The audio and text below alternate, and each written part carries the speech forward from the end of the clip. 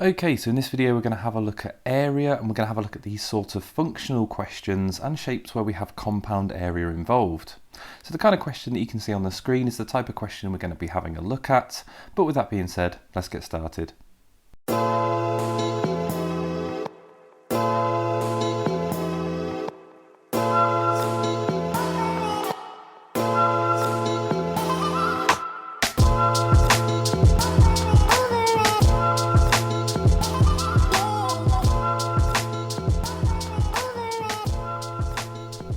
Okay, so for this first question then, it says Ben is going to cover the floor with wooden floorboards, and it gives us a diagram of the floor. It says one pack of floorboards will cover 2.25 meters squared. How many packs of floorboards does Ben need? So the first thing that we actually want to work out here is the area of this compound shape. And there are two different ways of doing that. So as you can see, it's this kind of L shape at the moment, and it's made up of two rectangles. So we have to split this up into individual rectangles so we can work out their areas. So you have two ways of going about that. You could go across and you could split it up into rectangles that way, or you could go upwards and you could split it into two rectangles that way. Of course you could do both and you could split it into three rectangles, but that's probably going to make a little bit more work for yourself. So let's just go with splitting it across and working out the area of these two. So for the bottom rectangle there, you have a length and a width of 3 and 2. So that's going to give us an area of 6 meters squared. Again, just doing 2 times 3. For the top one, you have a length and a width of 4.5 and 2. So if we do 2 times 4.5, that is going to give us an area there of 9 meters squared. So overall, we can work out the actual total area. And 9 and 6 is going to give us a total area of 15 meters squared. Again, just showing you're working out and how you've added them together. So the area of the floor is 15 meters squared, and it said in the question that one pack of floorboards will cover 2.25 meters squared. So in order to work out how many packs that we need to buy, we have to do 15 and divide it by the 2.25.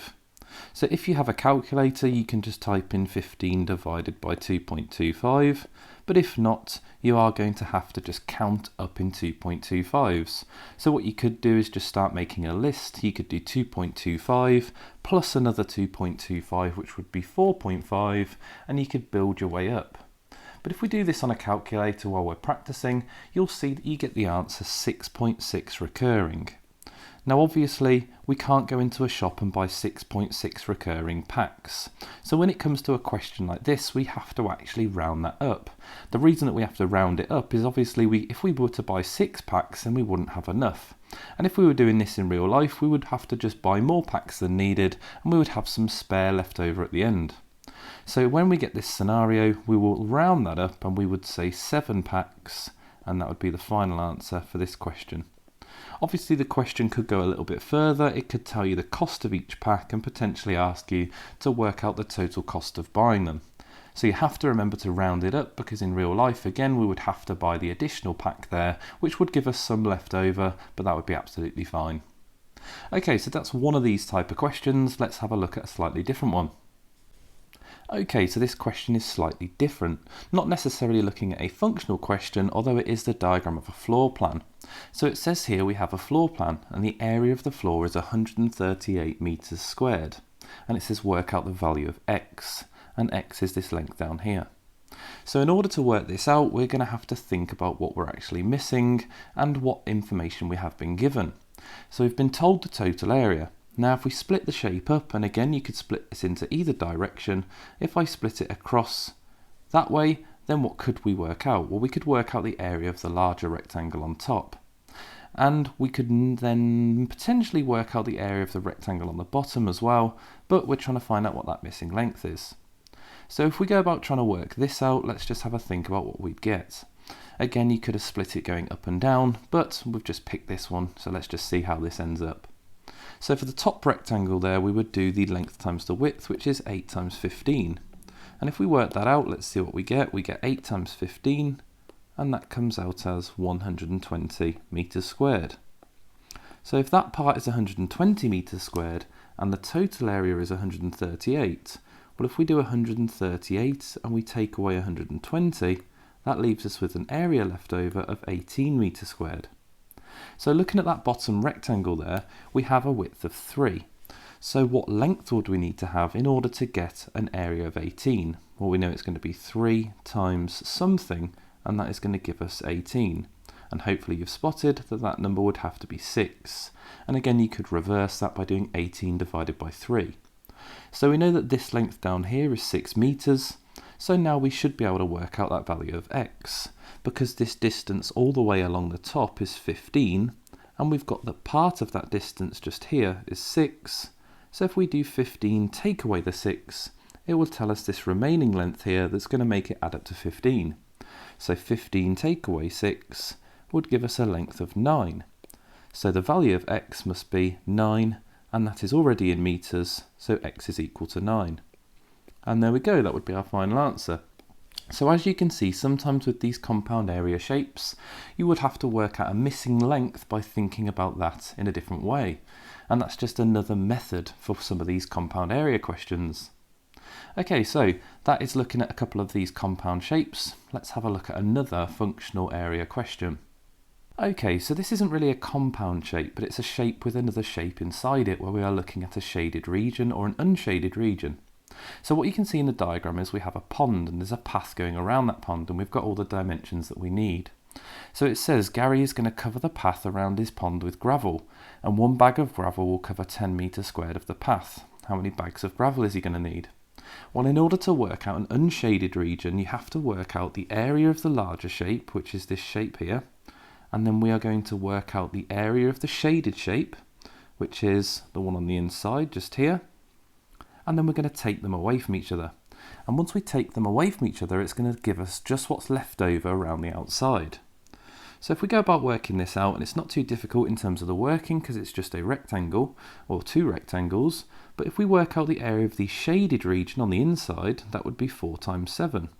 And 4 times 7 is equal to 28. And again, that's in meters squared.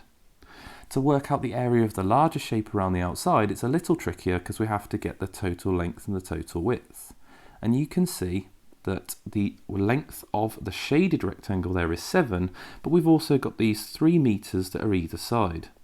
So these 3 meters either side need to be added on to that length 7. So 7 plus 3 is 10, plus another 3 is 13 meters. So that gives us our length. We can then have a look at the length going upwards there, and we already know that we have a length of 4 on the shaded rectangle, and again these are going to be 3 on either side.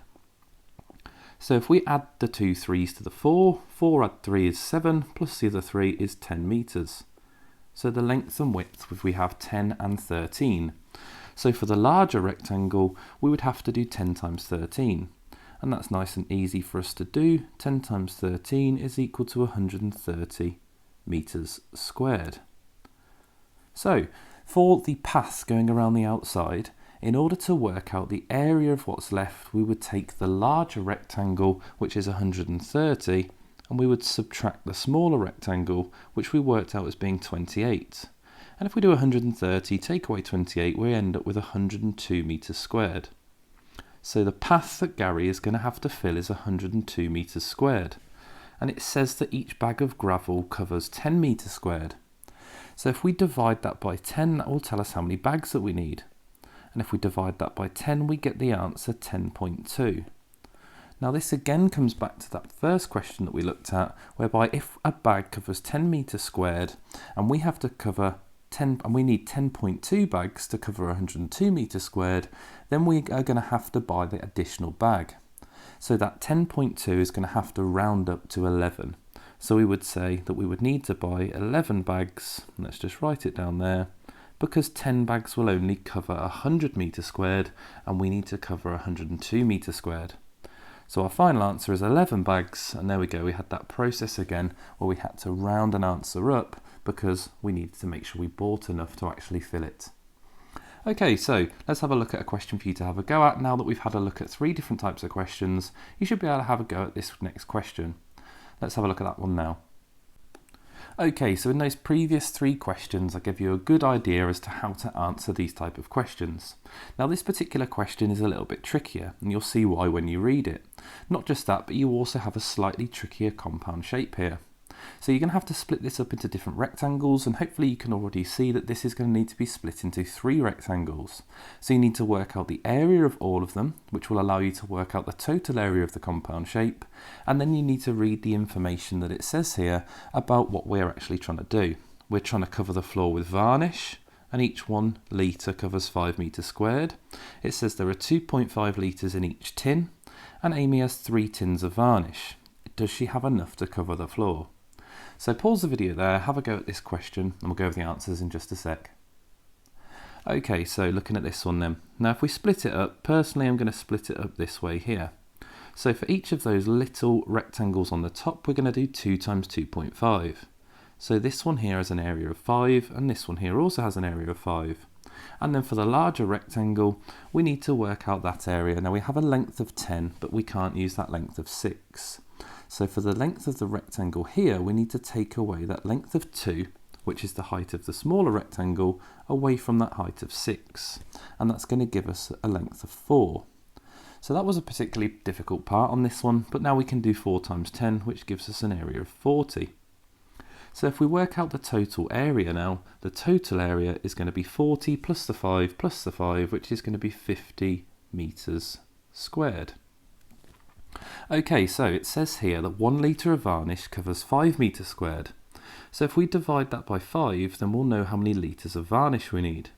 And if we do 50 divided by 5, we get 10 litres of varnish. So we know we need 10 litres of varnish in order to cover this floor.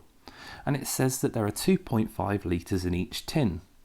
So if there's 2.5 litres in each tin and Amy has 3 tins, well, if we work that out, that is going to be 3 times 2.5, which means she has 7.5 litres of varnish. There we go. So she has 7.5 litres of varnish and she needs 10 litres of varnish. So we would say no, Amy does not have enough because she needs 10 litres of varnish and she only has 7.5. Obviously you would want to write the full words for that. I'm just going to write the answer no, as we've talked about that reason. Again, you could write it as an inequality. You could say 7.5 is less than 10, and that would be a perfect explanation also. So there we go, that was one of these questions. Let's have a look at where we are involving some other shapes other than rectangles. Okay, so moving on to a slightly different question. Now, as with all of these questions, even though this isn't a particular practice question for you to have a go at, I would encourage you to just pause the video and have a go and think about why you would struggle to work this out, if you would struggle with it at all. And this particular question is actually quite a tricky one. It says that ABCDE is a pentagon. Work out the area of ABCDE. Again, those letters ABCDE just refer to moving around the shape ABCDE, finishing the connection, and it forms the pentagon. So in order to work out the area of this, we need to split it into different shapes. Now there are a couple of different ways that I can think of as to how you could split this. You could split it down the middle potentially, and that would make 2 trapeziums either side. Or potentially you could split it across the top, and that would make a rectangle and a triangle. Now I would assume that the rectangle and the triangle would be easier than splitting it into 2 trapeziums, but let's just have a go and see what happens. So for this one here, the easy area to work out is obviously the area of the rectangle on the bottom, and that is just going to be doing 4 times 8. So 4 times 8 is 32, and that gives us an area of 32 centimetres squared. Now we have to think about the area of the triangle. We know for the area of a triangle, you need to do base times height, and we know that the base of the triangle is 8 as it matches the base of the rectangle down on the bottom here. But we also need the height of the triangle, and unfortunately we don't have that height. So we're going to have to think about how we're going to get the height. So let's move this 8 to the side, and let's just think about that length there, which is the height. So how would we go about getting that? Now looking at what we have there, we've now split it up into 2 right-angled triangles. If I could draw this right angle in here as we are looking at the perpendicular height. And down here, if we split up that 8, which might just help us here, we would have each triangle on the left and the right having a base of 4. Now does that help us to work out the height? And hopefully you've spotted that in order to work out a missing length in a right-angled triangle, you would have to use Pythagoras' theorem. So to use Pythagoras for this, that is obviously involving a whole new topic now. And again, I will link Pythagoras' theorem for you if you're unsure on how to go about using Pythagoras.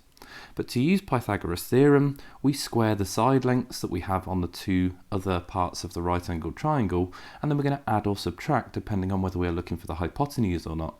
In this question, we're not looking for the hypotenuse, we're looking for a shorter side, so we would do the square root of, and again I'm doing this in one step, but 5 squared take away 4 squared. Again, you can do 5 squared take away 4 squared and then square root it, but if we just do that in one step, we've got the square root of 25 take away 16, which is the square root of 9, which comes out as a length of 3. So the height of the triangle has a length of 3. That is now going to allow us to work out the area of that triangle because we have the height. So it's up to you. You could work out the area of one of those triangles and then double it, or we could just go back to working out the area of the full triangle here, which is going to be the base times height divided by 2. Now the base of the whole triangle was 8, so we have 8 multiplied by the height, which is 3, and then we're going to divide that by 2. And that comes out as an area of 12. Again, it's in centimetres, so centimetres squared. So we've got the area of the rectangle, which is 32, and we have the area of the triangle, which is 12 centimetres squared. So to finish this question off, we would add them both together, and that is 32 plus 12, which comes out as an overall area of 44 centimetres squared. And there we go, that is our final answer for working out this area. So as you can see with this question, I've already introduced where we may have to work out the area of a compound shape, and it may actually involve us to use something like Pythagoras. So there's another example of a compound area question where we have a different topic being involved, which is the very nature of these problem-solving type questions. So let's have a look at another question with something else involved. Okay, so this question here. Now this is an interesting one again because it's not necessarily a compound shape. Now before we read the question, you can see that what we have on the screen is a trapezium, but a trapezium could be viewed as a compound shape if we split it up into a rectangle and a triangle. Now hopefully we're not going to have to use that for this question, but another one of these functional type questions here where we are looking at grass seed instead of something like varnish or floorboards. So this question here says Jane wants to cover her lawn with grass seeds. One bag of seed will cover 20 metres squared, and each bag of seed costs £4.99. Work out the least cost of putting grass on Jane's garden. Okay, so for this question we're going to have to work out the area of this shape. Now thankfully we do have the height of this shape, so we could use our area of a trapezium formula. And we know with the area of a trapezium that you do the parallel sides added together divided by 2 and then multiply it by the height. And remembering that formula, which we looked at in a previous video, which I will link here for you, is half a plus b and then multiplied by the height. So if we plug those values in, we have 12 plus 18, which is equal to 30. We would divide that by 2, which is equal to 15, and then we would multiply it by the height. So we need to do 15 times 9, and when you work out 15 times 9, you get a final answer of 135. And this again is in metres, so that is 135 metres squared. And again, you can take your time working that out. So now we have the area, we need to work out how many bags of seed she needs. Now it again said that one bag of seed covers 20 metres squared. So we would need to do 135 and divide that by 20. Now again, if you do that on the calculator, or you could just count up in 20s, but if we do 135 divided by 20, we actually get the answer 6.75.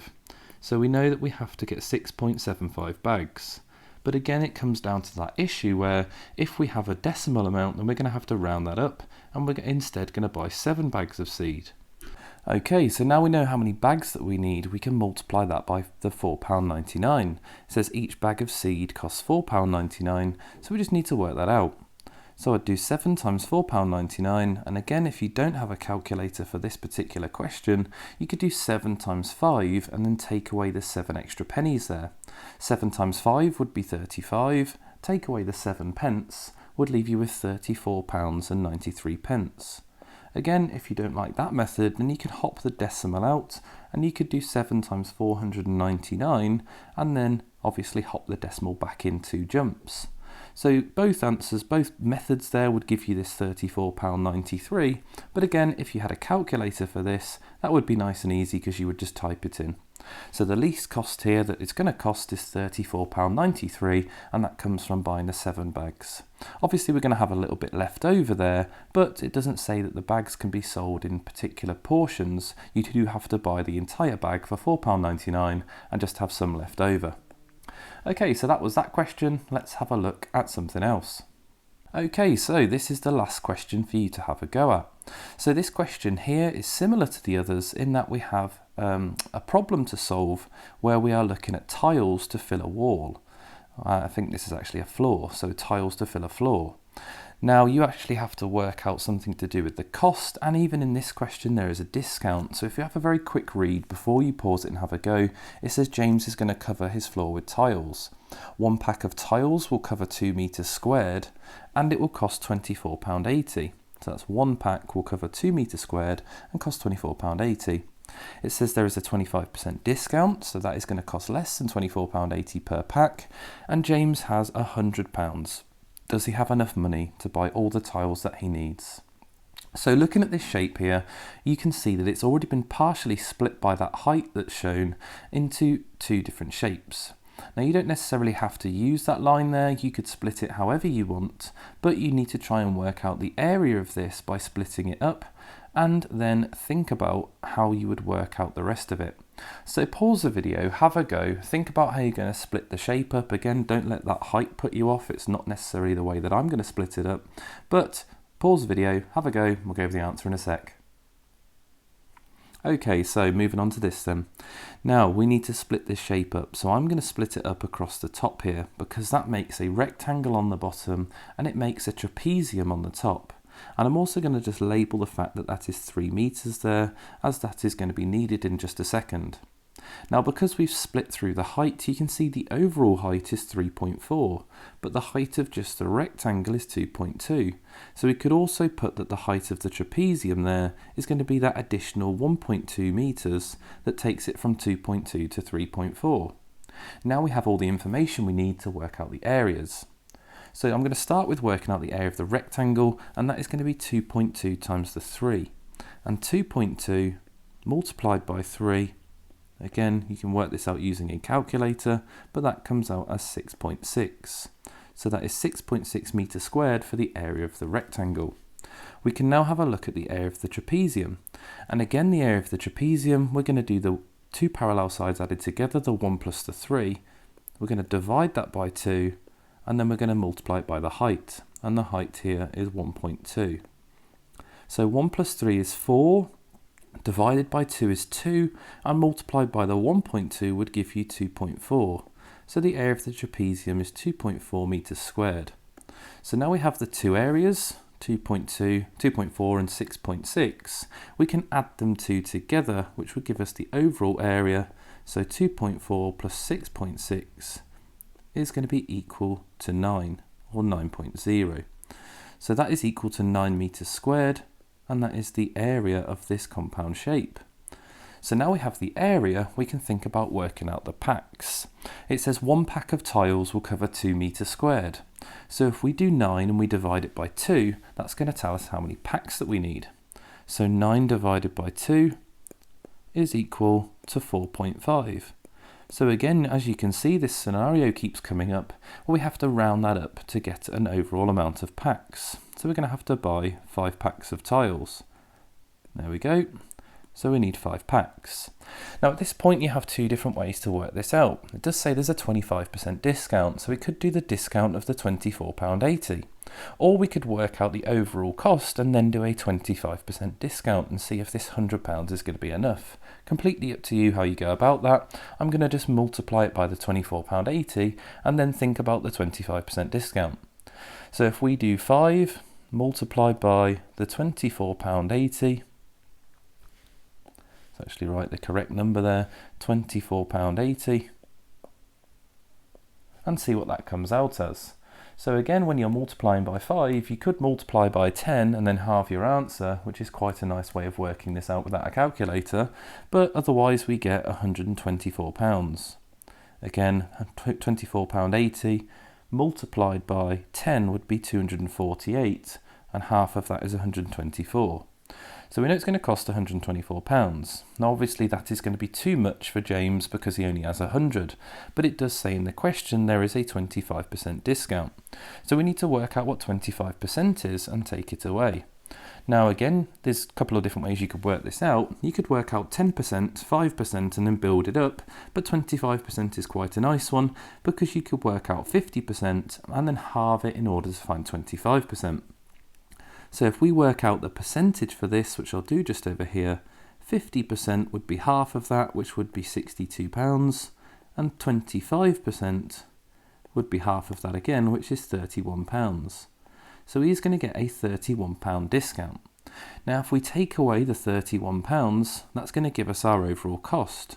And if we take away the 31 from 124, that is going to be less than 100. It actually comes out as £93. So the overall cost here, we can just about fit this in, comes out as £93, and obviously James has £100. So for our conclusion, over to our question here, does James have enough money to buy all the tiles? We would say yes, because James has £93 to spend, and he has £100 that he can actually spend. So he's going to have £7 left over. Now I don't have to comment on that and say how much money he has left over. All I have to say in this question is the fact that he has enough money, and that's backed up by my working. So there we go, that was another type of question there, and hopefully you've seen there's a lot of different types of questions here that you can have on compound area, functional area, and this sort of problem solving style question. So I hope that video was useful and helpful. If it was, please like, comment and subscribe, and I'll see you for the next video.